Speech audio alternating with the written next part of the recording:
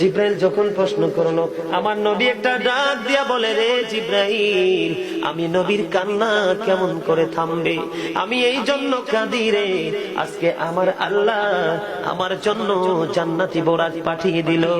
বোরাক দেখে আমার কলিজা ফেটে কান্না বের হয়ে আসছে। রে জিব্রাইল, নবী কেন?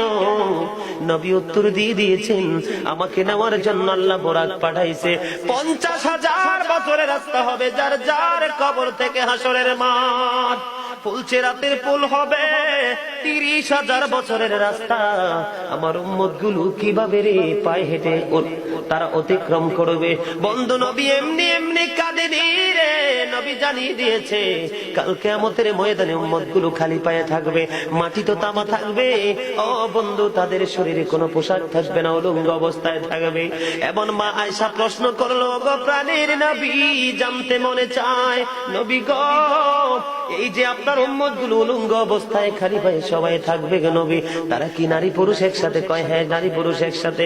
তারা কি কেউ কারো দিকে নজর দিবে না? এবার আমার নবী বলেছে, আয়েশা রে, কেমন করে নজর দেবে রে আয়েশা?